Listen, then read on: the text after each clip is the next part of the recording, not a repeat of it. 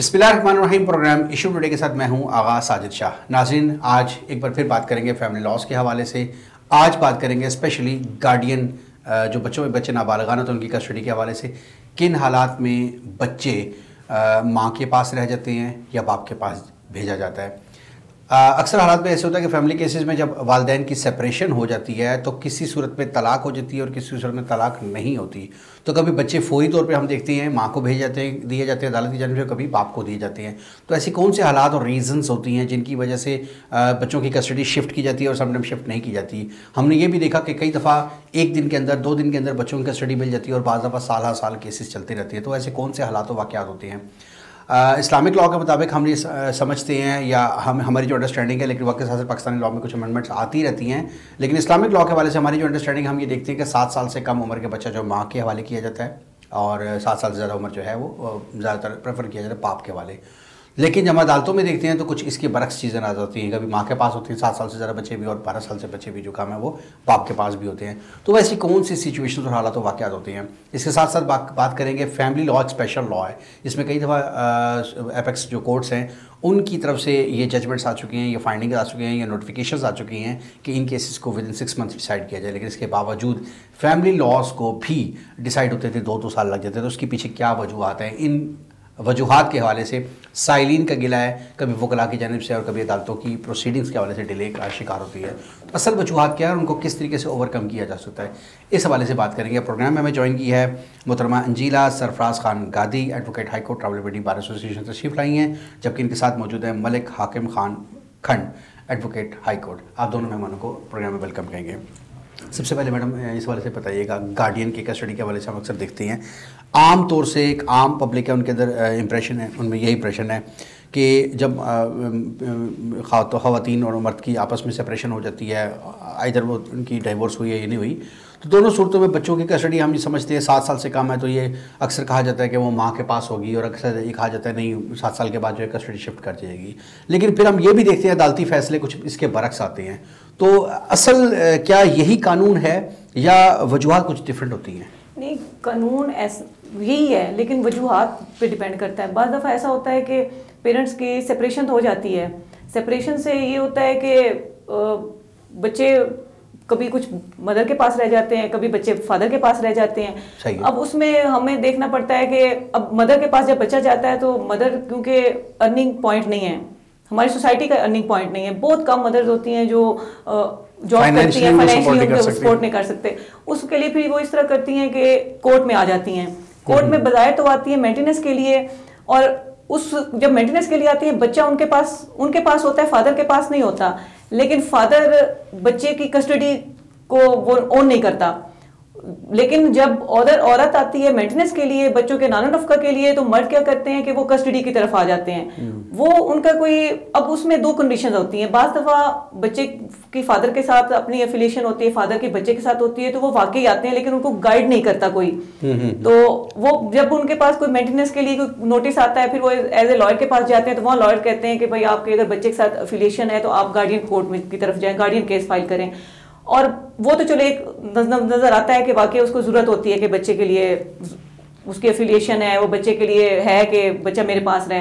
लेकिन बाज़ दफ़ा ऐसा हो जाता है कि जब औरत मेंटेनेंस का केस फाइल करती है तो मर्द काउंटर के लिए, सिर्फ औरत को तंग करने के लिए, प्रेशर बिल्ड करने के लिए वो गार्डियन में आ जाता है। अब उसमें ये होता है कि अब उसमें 2-3 चीज़ें हमारी आ जाती हैं। एक होता है कि सेक्शन 7 जो गार्डियन वार्ड एक्ट को हिट करता है, सेक्शन 12 है और सेक्शन 25 है।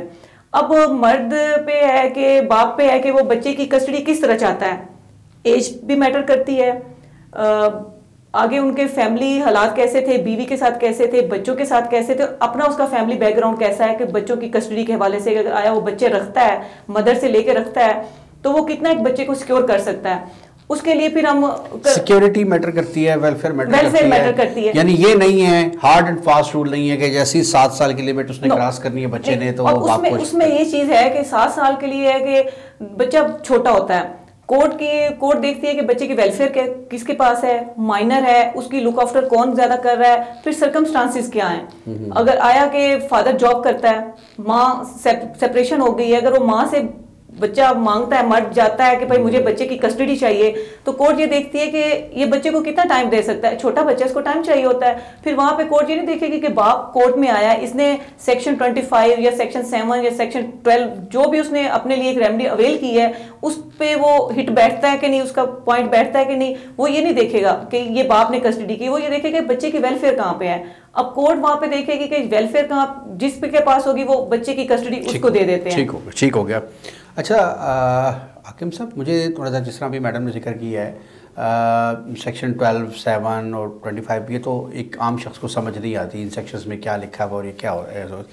तो कौन सी आप समझते हैं माँ या बाप के पास बेहतर रेमेडी होती है गार्डियन की कस्टडी बच्चों की लेने के लिए कि फौरी तौर पर बच्चे जो है वो उनके हवाले हो जाएँ? जनाब, सबसे पहले शाह साहब आपको शुक्रिया, आपने हमें इनवाइट किया।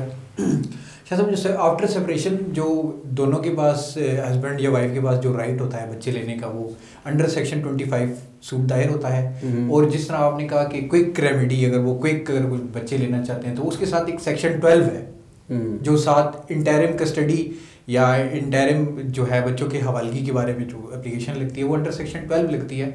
और उसमें कोर्ट जो है ऑर्डर करती है कि फॉर द टाइम भी कि मुकदमा सेक्शन 25 का फैसला होते होते 6 महीने अप टू 1 ईयर 2 ईयर, जैसे आपने प्रोग्राम के शुरू में जिक्र किया, इतना टाइम लगता है। तो in the mean while section 12 में कोर्ट एक ऑर्डर पास करती है कि इंटरिम कस्टडी हवाले करनी है आया वाइफ के या हस्बैंड के, या विजिटेशन राइट का अलाउ करना है उसको, कि वो एक शेड्यूल बना के कोर्ट पेश कर देती है, दोनों को दे देती है कि भाई इंटरिम कस्टडी से क्या मतलब है, मुराद है बच्चे फिर ये खिलौना है कभी माँ के पास कभी बाप के पास, ये क्या है? इंटरिम कस्टडी मीन अगर बच्चे तो वाइफ के पास हैं तो वो जब कोर्ट में कोई तारीख पेशी होगी तो कोर्ट की अब न्यू जो है आजकल हमारा हुआ है कि एक गार्डियन रूम बना हुआ है हर हमारे जुडिशल कम्प्लेक्स में, तो उसमें कोर्ट जो ऑर्डर करती है वो 2 घंटे का टाइम हर महीने में 2 डेट्स देती हैं, सैटरडे वीक जो भी छुट्टी का दिन मुकर्रर किया जाता है उसमें कोर्ट ऑर्डर करती है। और बच्चों की मुलाकात के लिए वो अगर फादर के पास हैं या फादर के पास हैं या मदर के पास है तो वो उन्हें ले आते हैं, तो वो 2 घंटे की मुलाकात होती है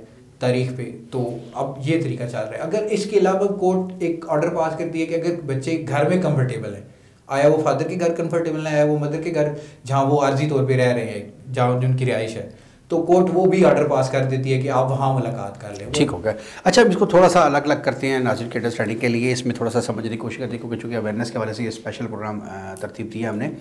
मुझे वो ग्राउंड्स बताइए या वो ऐसी रीजंस बताएं या ऐसा होमवर्क बताएं कि अगर बच्चा लेट्स सपोज एक खातून साइला हमारे पास आती है, वो कहती है मेरे जो बच्चे हैं वो हस्बैंड के पास है और वो मुझे मिलने नहीं दे रहा या मुझे कस्टडी नहीं दे रहा, तो उस खातून को क्या होमवर्क करना होगा या क्या चीज़ें कोर्ट के सामने प्रूव करनी होंगी, क्या लॉजिक्स देनी होंगी जिसके बाद वो कस्टडी उसके पास, चाहे वो इंटरिम हो या परमानेंट कस्टडी उसके पास आ सकती है, वो क्या रीज़न होनी चाहिए? जो ward and guardian and ward act है, इसका बेसिकली मकसद ये है कि वेलफेयर ऑफ द माइनर। ठीक हो गया। ये इस बेसिक प्रिंसिपल पे पूरा वेलफेयर तो देखिए, माँ भी बच्चों के साथ ज्यादा नहीं कर सकती है, बाप भी नहीं कर सकता, कैसे? अब उसमें फाइनेंशियल कंडीशन बेसिकली एजुकेशन का आपका हो गया, ब्रॉटअप किस माहौल में, फाइनेंशियल तो बाप की बेहतर होती है, तो माँ तो इन दैट सेंस कि अब वो देखा जाता है कि माँ है उसके पास कोई अर्निंग, उसका रिसोर्स क्या है और फादर का अर्निंग रिसोर्स क्या है। अब बेसिकली वो एक ब्रॉटअप माहौल भी देखना बहुत ज़रूरी है कि बच्चे के साथ कंफर्टेबल है। अब जिस तरह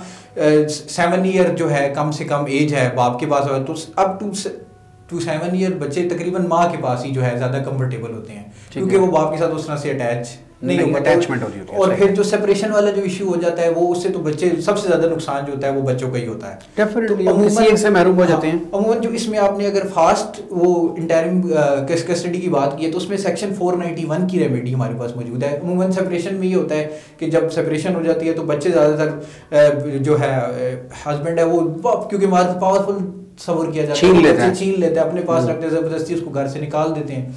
तो सबसे जो फास्ट रेमेडी है वो फौजदारी एक्ट जो सेक्शन 491 है उसमें वो आके उस सेक्शन रेमेडी को अवेल करते हैं तो उसी दिन विद इन टाइम वो बच्चे कोर्ट में प्रोड्यूस ठीक हो गया। बिल्कुल बहुत खूबसूरत अंदाज से बात की, हमें जो समझ आई है वो यही है कि वेलफेयर ऑफ द माइनर जो है वो सबसे पहले प्रेफरेंस होती है, लेकिन अगर किसी को फ़ौरन रेमेडी अवेल करनी है तो वो 491 एक सेक्शन है, उसके तहत आप सेशन जज साहब के पास जा सकते हो एक एप्लीकेशन के जरिए विद इन अ डे। मैं if I am not wrong तो विद इन अ डे जो है वो कस्टडी आपको हैंड ओवर हो सकती है। तो ये खातून के पास बड़ी अच्छी रेमेडी है। क्या यही रेमेडी मर्द के पास भी होती है या सिर्फ ये 491 स्पेसिफाइड है ख़वातीन के हवाले से? 490 अब यहाँ पे ना लोगों के माइंड में ये बात जाएगी कि गार्डियन का है तो 491 हिट करता है क्रिमिनल को। ये वो होती है कि जो हमारे माइंड में ये चीज़ आती है कि भाई अदालतें हमें फौरी इंसाफ फराम नहीं करती। ये वो रेमेडी है जो कोई भी अवेल करे, मर्द करे या औरत करे, ये फ़ौरन मिल जाती है। अब इसमें कंडीशंस ये हैं कि 491 जो है ना मोस्टली ये औरत माँ करती है। माँ इसलिए करती है कि और उसमें जो एज लिमिट है वो 7 साल है। 7 साल से कम बच्चा है, क्योंकि आपने पहले क्वेश्चन किया था इसमें क्या डॉक्यूमेंट्स और क्या कुछ चाहिए होता है। जब 491 करते हैं तो कोर्ट सबसे पहले आम हमारी जो प्रैक्टिस है उसमें कोर्ट सिर्फ बर्थ सर्टिफिकेट बेफॉर्म देखती है, उसमें बच्चे की एज देखती है कि बच्चे की एज क्या है, तो उसमें फर्दर कोई और नहीं होता है। वो फौरन बच्चे की एज देखे कि वो माँ के हवाले कर देता है, कोर्ट हवाले कर देती है। अब सेकंड ये है कि आया इसको बाप भी अवेल कर सकता है। अब बाप अवेल कर सकता है, लेकिन उसकी कुछ कंडीशंस हैं। कंडीशंस ये है कि मदर भी हकीकी गार्डियन है, वालिद भी हकीकी गार्डियन है। अब इसमें अब 491 एक्चुअली मदर को ज्यादा फेवर दे रहा होता है। अब बाप किस कंडीशन में कर सकता है? बाप की ये कंडीशन है कि अगर मदर ने शादी कर ली है, मदर किसी और घर चली गई है और बच्चे नाना नानी के पास हैं, मामू के पास हैं या खाला के पास हैं, वहां पे बाप की एक्सेस नहीं है कि बच्चों को मिलने नहीं दे रहा है। बच्चे, बाप का तो राइट है, फादर है, उसने मिलना है, तो वहां पे फिर बाप भी 491 जो है अवेल कर सकता है और वो भी फर्दर जो है ना स्पीडी ट्रायल जिसे कहते हैं ना, वो बच्चों को फौरन ले सकता है। और उसका यही तरीका है कि आपको विद इन 1 से 2 घंटे, जैसे ही आप कोर्ट में जाते हैं अपनी एप्लीकेशन पुट करते हैं, कोर्ट 2 या 3 घंटे के अंदर अंदर बच्चा जो है ना वो फौरन अवेल कर सकती है। अब इसमें यहाँ एक और चीज भी है कि आया 491 आप जिस कोर्ट में फाइल कर रहे हैं, जिस कोर्ट की हदूद में कर रहे हैं, आया बच्चा उस एरिया में है, उस हद में है। मतलब अगर पिंडी की कोर्ट में आप 491 सवाल है, ये बड़ा इंपॉर्टेंट सवाल है। अब यहाँ ये चीज मैटर करती है कि अब एक बच्चा, माँ यहाँ रह रही है, लेट्स सपोज पिंडी में माँ रह रही है, बच्चा जो है वो केपीके में रह रहा है, दूसरे सूबे में रह रहा है, तो माँ पिंडी की अदालत में केस फाइल नहीं करेगी, वो जाएगी केपीके में, जिस रेलिवेंट सिटी है वहाँ की जो मुतलका सेशन कोर्ट होगी, और वो सेशन कोर्ट ही उसको देखेगा। सेशन कोर्ट वहाँ से बच्चा जो है बरामद करवाएगी और कोर्ट की जिम्मेदारी है वो बच्चा जो है माँ को दे, या इसी तरह यही फिर अमल जो है वो फादर पे भी आता है। जब फादर 491 लगाएगा उसके लिए भी यही कंडीशन है कि जहाँ बच्चे की फिजिबिलिटी है, बच्चा जहाँ पे होगा, अवेलेबिलिटी है, बच्चा फिजिकल जहाँ पे है वहीं पे आप ये 491 अवेल करते हैं। ठीक हो गया, बड़े ज़बरदस्त तरीके से। ये बड़ा इंपॉर्टेंट सवाल था कि कौन सी अदालत में मुकदमात जो हैं ऐसे बच्चों के कस्टडी के वाले से दायर किए जा सकते हैं। हाकिम साहब इस हवाले से बताइएगा, मैडम ने बताया जिस तरह से कि फिजिबिलिटी जहाँ पर होती है वहाँ पर ही दायर कर सकती हैं, तो सम टाइम ऐसे होता है कि बच्चे कहीं और रह रहे होते हैं, बाप कहीं और रह रहा होता है, या जब सेपरेशन होती है तो वो इकट्ठे जॉइंट फैमिली सिस्टम में रह रहे होते हैं, और या वालदा जो होती है वो अपने पेरेंट्स के घर भी नहीं होती, टेम्परेरी किसी जगह पे स्विच कर जाती है। तो ऐसी सिचुएशन के अंदर ये कैसे पॉसिबल है कि हम उसको ढूंढें और उस स्टेशन पे जाके करें? अपने ही स्टेशन पे जहाँ से बच्चों का रिमूव किया हुआ है वहाँ नहीं कर सकते?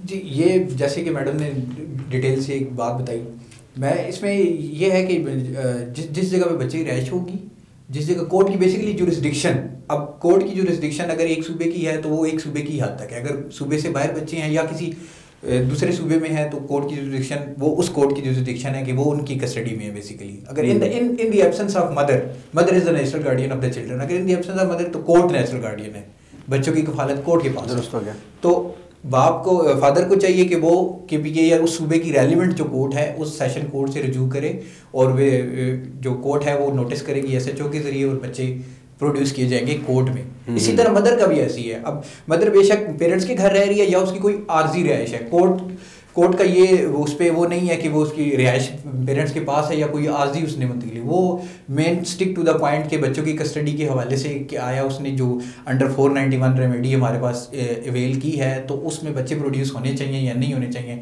वो प्रोड्यूस करके फिर कोर्ट के बाद मेरिट्स पे फैसला करती है कि बच्चे। अच्छा, एक चीज़ बड़ी इंपॉर्टेंट है, हम अक्सर सुनने में आता है चीज़ें, हम देखते हैं कि जब जैसे आपने बताया जब डिसीजन हो जाता है तो बच्चों की कस्टडी माँ या बाप के पास जो भी अकॉर्डिंग टू लॉ बाद में decision welfare of the minor देखने के बाद डिसीजन लिया जाता है। अगर ये कस्टडी माँ या बाप को किसी एक को शिफ्ट कर दी जाती है, कंफर्म कर दी जाती है, तो अपोनेंट पार्टी जो है उसके लिए भी कोई कोर्ट की जानिब से कोई फ्लेक्सिबिलिटी दिखाई जाती है, कोई उसको रिलीफ दिया जाता है, या बच्चे अगर दे दिए तो उसके बाद उसका उससे कोई ताल्लुक़ नहीं है, कोई ऐसा मुलाकात के हवाले से या कोई ऐसी मीटिंग स्केड्यूल कोई चीज़ है? जी शाह साहब, बिल्कुल ऐसे ही है। अब सेक्शन 25 में कोर्ट इन द एंड फैसला कर देती है कि बच्चे हमने माँ को दे दिए, कस्टडी माँ के हवाले कर दी है, लेकिन उसकी साथ ऑब्लिगेशन उसमें ये लगाती है फादर पे कि आप फाइनेंशियल जो थ्रू आउट है बच्चे के बालिग होने तक जो बच्चों का खर्चा उठाना है वो फादर नहीं उठाना है। फादर ही जो है फाइनेंशियल हब होता है बच्चों का, उसी ने सारा खर्चा वो जो है उनको पे करना है और वो हमेशा उसके लिए। अब उसके बदले में अब एक रेमेडी होती है कस्टडी की, एक होती है विजिटेशन के राइट की। अब वो जैसे मिसाल के तौर पे बच्चे अगर स्कूल गए तो गर्मियों की छुट्टियां हर साल होती हैं तकरीबन 2.5 माह की, तो हाफ ऑफ द जो समर वेकेशंस होंगी वो फादर के लिए होंगी कि वो टाइम अपना फादर के पास गुजारें। इसी तरह बाद में विंटर वेकेशंस होती हैं तो उसमें भी हाफ जो है फादर को दी जाती है कि वो बच्चों के साथ, और ईद की भी इसी तरह अगर 5 से 6 डेज की छुट्टी है तो 2-3 दिन फादर के पास वो वक्त गुजारेंगे। और बीच में अगर कोई और आ गया तो वो स्पेशल कोर्ट के थ्रू वो रेमेडी अवील की जा सकती है। अंडर सेक्शन 12 में एप्लीकेशन देके कि मजीद अगर कोई इवेंट वगैरह आ गया जैसे उसके लिए कोई बच्चे हमारे वाले किए जाएँ तो वो भी पॉसिबल जो है अंडर सेक्शन में मौजूद है, वो अपने बच्चों को लेके जा सकता है। ठीक होगा। अच्छा, अब एक चीज़ थोड़ा सा लॉ से हट के जो लोगों को शिकायत भी हैं और वकला से भी और प्रोसीजर से भी, ये जो डिले होता है, बच्चों का बड़ा सेंसिटिव नेचर का केस होता है, तो ये 6-6 महीने, 1-1 साल, 2-2 साल क्यों केसेस चलते हैं? इनके पीछे क्या वजह है? इनको कट शॉर्ट करके 2-4 दिन में, 10 दिन में, हफ्ते में, 15 दिन में क्यों नहीं ख़त्म किया जा सकता? शाह साहब, वाकई ऐसा ही होता है कि अदालतों में जब लोग आते हैं ना, पहले आते हैं उनके माइंड में होता है कि हम अदालत में, अदालत हमें रिलीफ देगी और हम जल्दी जिस मकसद के लिए आए, अगर बच्चों के लिए हैं तो बच्चे हमें जल्दी मिल जाएंगे। लेकिन ये हमारा एक अलमिया है, ये हमारी बदकिस्मती है कि हम उस तरह रिलीफ नहीं दे पाते हैं, टाइम बहुत लगता है। और इसमें अगर देखा जाए ना तो हमारी कोर्ट्स का भी कोई गलती नहीं है, क्योंकि आप देखें हमारी पेडेंसी रेट इतने ज़्यादा है कि अगर एक कोर्ट आप डेली हम जब कोर्ट्स में जाते हैं तो एक एक कोर्ट में 120 या 130 प्लस केसेस लगे होते हैं। अब कोर्ट का टाइम कितना होता है? 8 घंटे। 8 घंटे में 1 घंटा उनका ब्रेक का होता है, आधा घंटा उनका चाय जो उनका टी टाइम भी होता है, पीछे 6.5 घंटे उनका टाइम होता है। अगर उसको काउंट किया जाए ना तो कोई 3-4 घंटे पर हेड आप एक केस को देखते हैं। अब आप खुद देखें कि 120 केसेस हैं, उसमें अदालत ने अगर एक केस को भी लेके बैठ जाए तो फिर पिछले सारे रह जाते हैं। इसमें इसी वजह से फिर अनाइड भी होते हैं, लिटिगेंट्स अनाइड होते हैं, पार्टीज तंग आती हैं। फिर स्पेशली बच्चों का जब मामला आता है, बच्चों को तो कोर्ट भी फेवर देती है कि बच्चे कम से कम अदालत में आएँ, और उनके और यही सबसे बड़ी अच्छी बात है हमारी अदालतों की कि वो ये कहते हैं कि बाहर बच्चों को मुलाकात करवा लें, घर ले जाएं, या जैसे इन्होंने खंड साहब ने बताया कि हमारी कोर्स में विजिटेशन रूम बने हुए हैं बच्चों के, तो बच्चों को वहाँ मिल लेते हैं। लेकिन फिर भी हम कोर्ट की कोशिश होती है, लॉयर्स की भी कोशिश होती है कि उसको कम से कम किया जाए, क्योंकि हमारी स्पेसिफिक जो टाइम मेंशन किया गया वो 6 माह का है, लेकिन अनफॉर्चुनेटली 6 माह नहीं लगते। 6 माह से हम साल, 1.5 साल, जितना भी हम ट्राई करें ना, 2 साल से कम टाइम हम लेते ही नहीं है। हाँ, अब जहाँ पे ऐसा होता है कि जब हमने केस को वाइंड अप करना है, कुछ पार्टीज खुद भी तंग आ जाती हैं और एक सोच के आती है कि हमने इस केस को इतना करना है, हमें ये इसका हम कोर्ट में हैं तो कोर्ट हमें इतना रिलीफ देगी।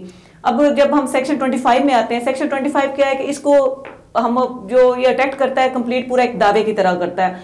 वो हम जितना भी इसको करें कि वो 6 महीने से पॉसिबल ही नहीं है कि 6 महीने में, वो 1.5-2 साल लग जाता है। अब उसका शॉर्ट टाइम कोर्ट फिर ये करती है कि कोर्ट को भी पता है, लॉयर को भी पता है कि हम 6 महीने में रिलीफ नहीं दे सकते। उसमें फिर हम सेक्शन 12 की एप्लीकेशन, जिसकी तरह खंड साहब ने जिक्र किया कि सेक्शन 12 की एप्लीकेशन दे देते हैं।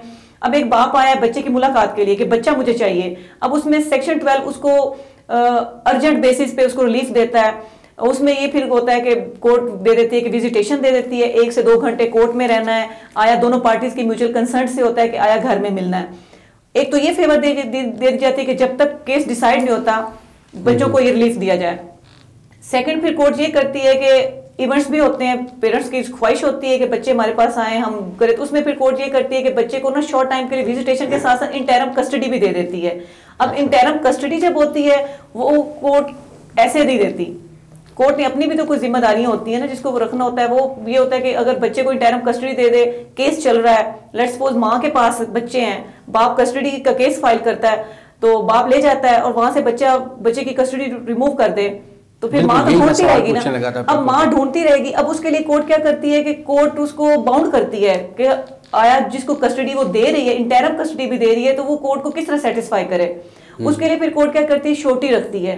श्योरिटी वो कोर्ट पे है कि वो सर्कमस्टांसेस देखती है कि आया ये बंदा अफोर्ड कर सकता है, ये नहीं है, फिर वो कम से कम भी 5 लाख से कम की श्योरिटी पे बच्चा उसको हैंड ओवर नहीं करती। अब जब 5 लाख आपने को प्रॉपर्टी दी है, कोर्ट को श्योरिटी दी है, तो अब उसमें बाप है या मदर है, दोनों पार्टीज जो है, दोनों फ्री कैन जो है वो बाउंड हो जाते हैं। उनको पता होता है कि अगर हम बच्चे की कस्टडी मूव कर देंगे, बच्चे को कहीं और शिफ्ट कर देंगे, तो कोर्ट हमारी प्रॉपर्टी को भी अपने वो ले ले, गारंटर है उसको एज ए पेनल्टी रखेगा। तो ये हमारा एक अच्छा सेटअप है कि जिसमें कोर्ट शॉर्ट टर्म में हमें रिलीफ भी दे देती है, अपने आप को भी सेटिस्फाई रखती है कि कोर्ट सेटिस्फाई होती है।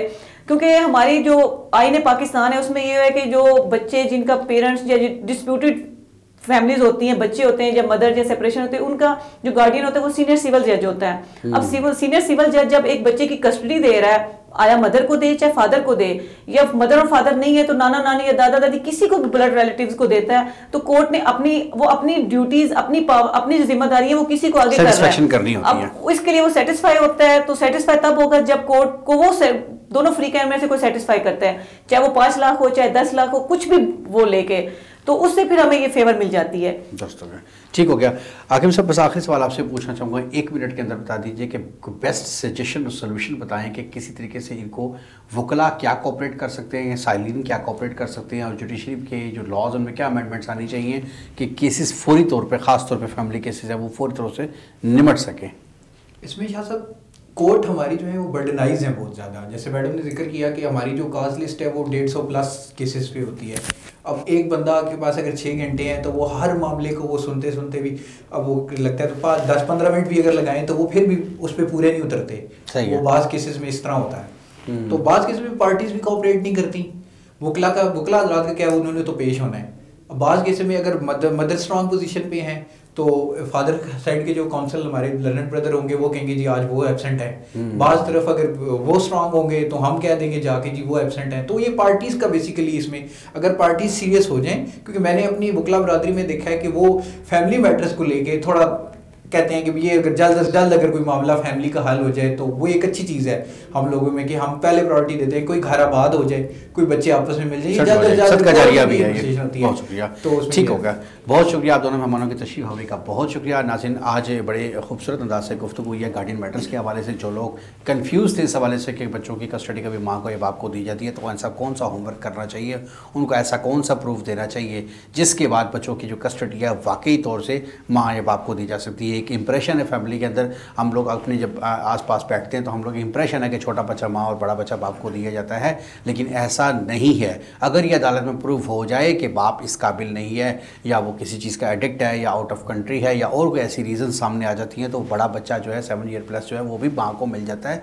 और अगर माँ की तरफ से किसी हवाले से भी, उसकी कैरेक्टर असैसिनेशन के हवाले से, या उसकी अगर सेकंड मैरिज है, या अगर किसी हर्डल्स की वजह से अगर ये प्रूव हो जाए कि she can not manage, she can not afford the custody of the minors, तो उसकी कस्टडी जो है वो बाप को दे दी जाती है। तो ये सारी सिचुएशन, चूँकि बार बार ये वो दोनों मेहमानों की जानिब से कहा गया कि बेस्ट जो वेलफेयर होती है वो गार्डियन कोर्ट होती है, तो उसने ये सेटिस्फाई खुद को करना होता है इनके होमवर्क से, माँ या बाप के होमवर्क से, कि बच्चों की कस्टडी बेहतर कहाँ पे है। जहाँ तक बात हुई है स्पीडी ट्रायल के हवाले से, तो स्पीडी ट्रायल के हवाले से सब कोशां ज़रूर हैं, लेकिन कागजी जो है ना कार्रवाई की हद तक है।